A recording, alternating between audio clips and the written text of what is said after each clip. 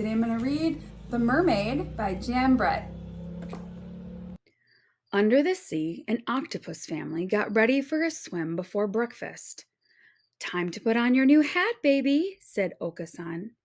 Baby did not like the floppy new hat. The hat was not happy either.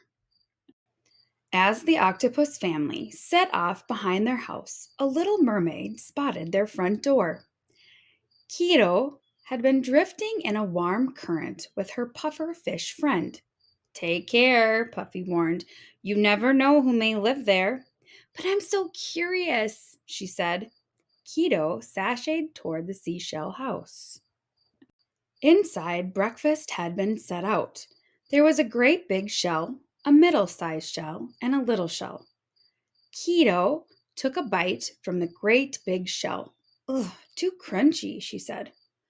The little mermaid tried the tender bites in the middle-sized shell. Too slimy," she said.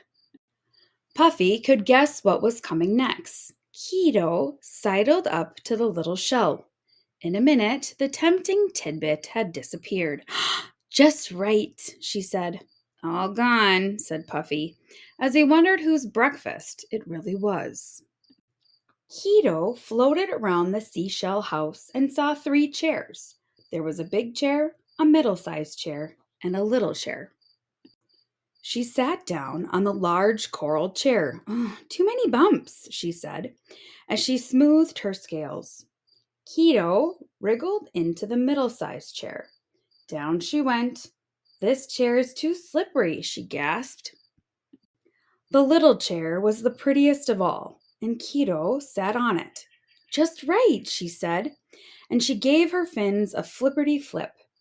All that wiggling broke the chair to bits. Kiro was sorry about the pretty chair, but not for long, because in the next room she spotted 3 beds. She and Puffy had been swimming for hours and were ready for a nap. She swam over and settled in.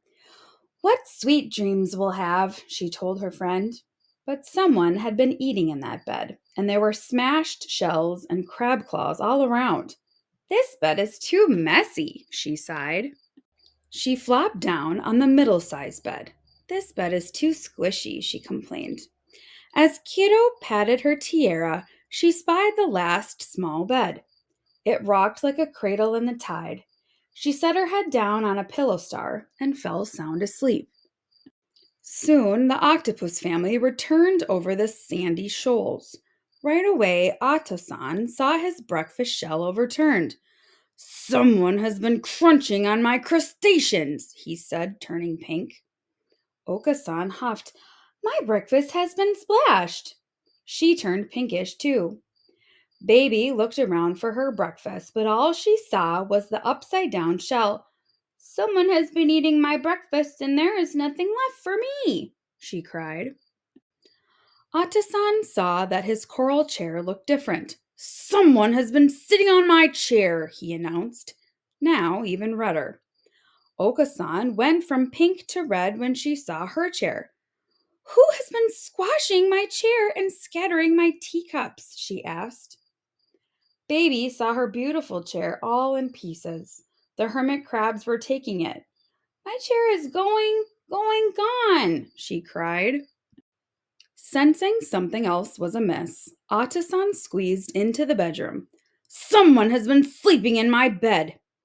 He blasted ocean water and kicked up the star-shaped sand.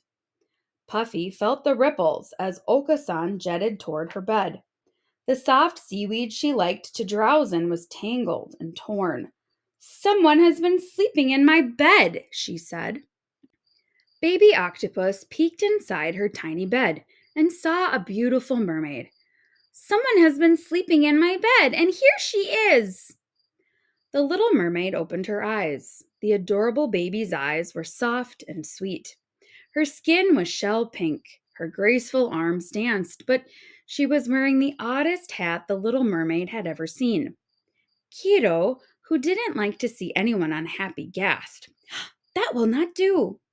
She thought about her tiara and had an idea. Just then, all 3 octopuses reached for Kiro with their 24 arms. Puffy was ready. He puffed with all of his might. Puff, puff, puff, pokey, poke, sticky, stick. His sharp prickles did not let the octopuses near the little mermaid. Kiro had just enough time to leave her gift before she darted away.